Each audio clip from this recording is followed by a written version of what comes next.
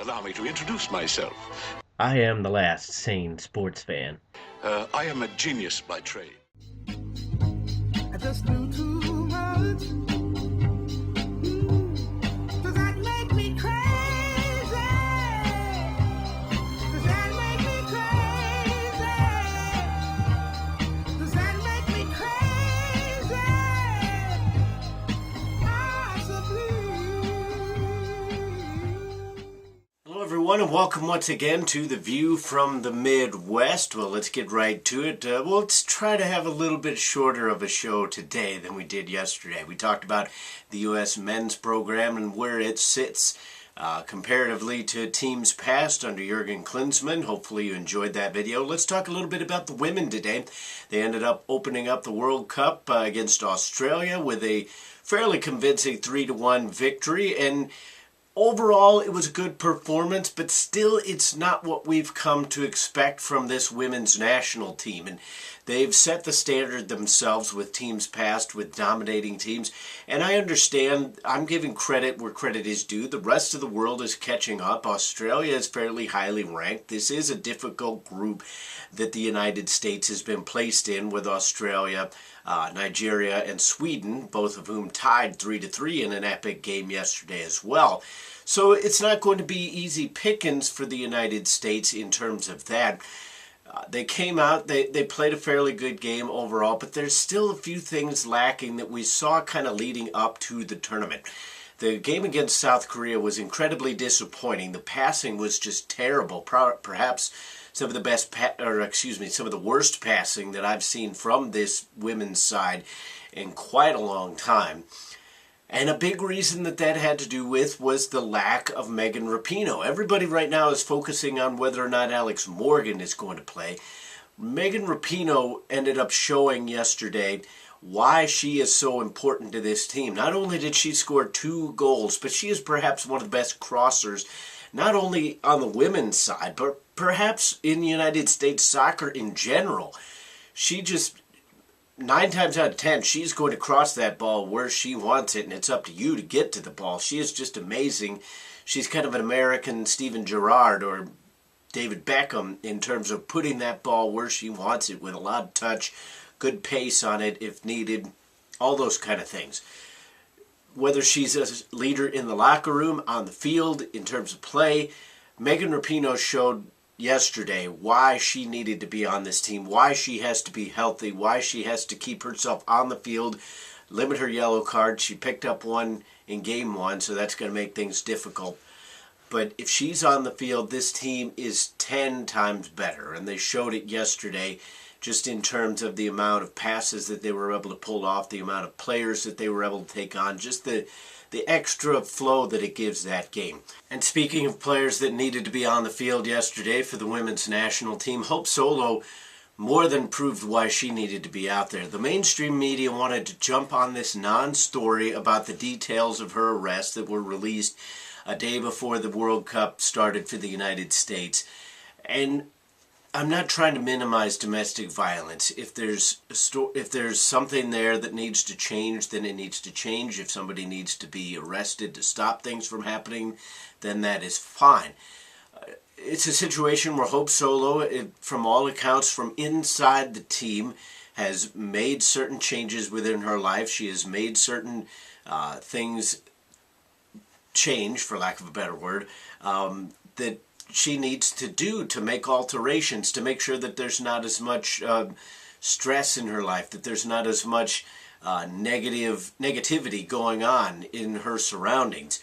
But again, I'm not trying to minimize domestic violence, because it doesn't matter whether it was a woman on a man on a woman, woman on a woman, an adult on a child. It's all an abhorrent act, and it should not happen. But no, in the legal system, no charges were ultimately carried through. There were charges filed, but they were dropped by a judge. Whether or not the family is trying to reconcile that as much, I don't know.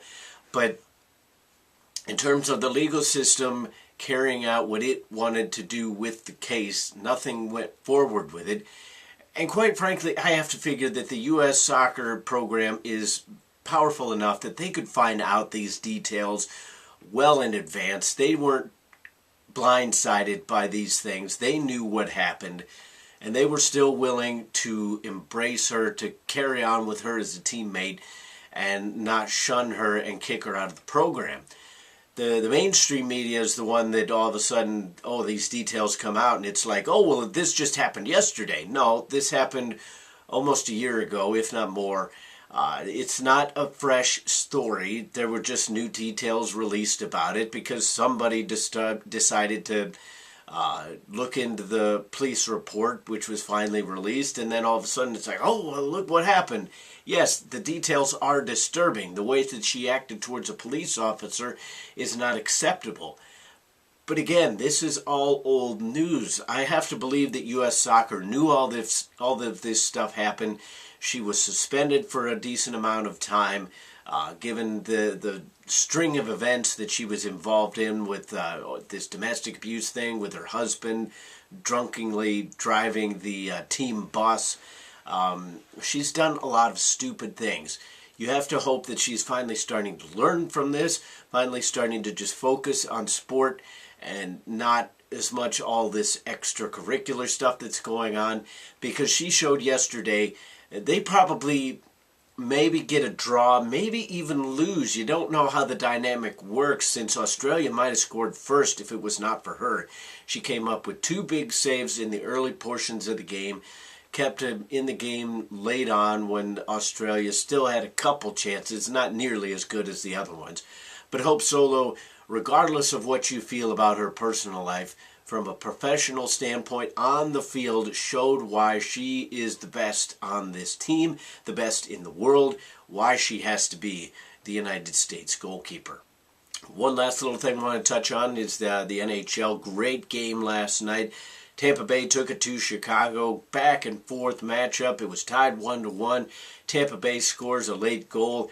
They end up holding on. Ben Bishop, whatever was ailing him, whatever was mentally wrong, physically wrong, equipmentally wrong, I know that's not even a word, but whatever was wrong from the previous game, he seemed to settle down. He was a big piece in getting Tampa Bay that win.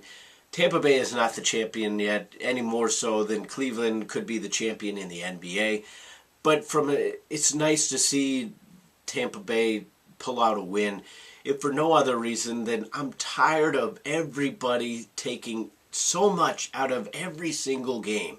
Every single game, one little thing happens. Oh, Chicago's won it now. There's no chance of Tampa Bay coming back. Yeah, they might steal a game here or there, but it's the Chicago's cup to lose. You get the same thing in the NBA. Oh, LeBron James, yeah, he's going to lead them to the championship now. There's nothing that Golden State can do. It's all LeBron James now. Just take it down a notch. Tampa Bay has not won anything yet. They've put themselves in a great position. They have taken back home ice. Chicago could still win Game 4, and then all of a sudden we're back to square one.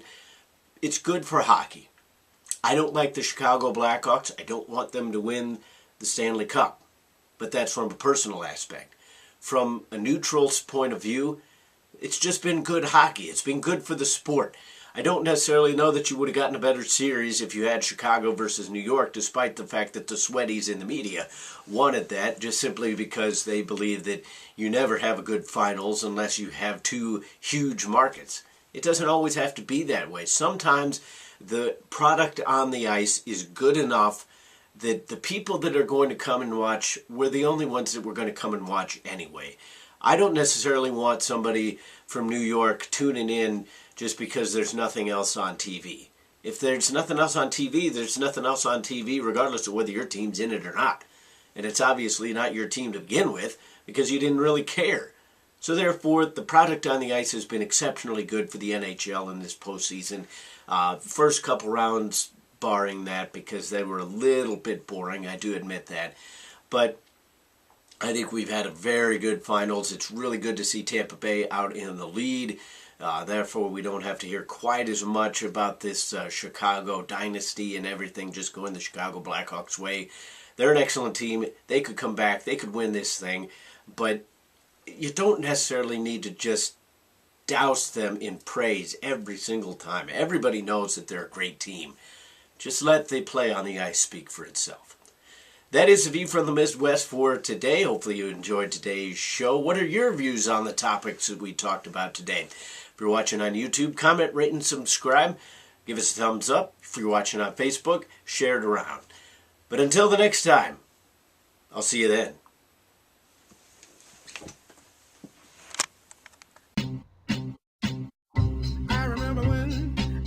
I remember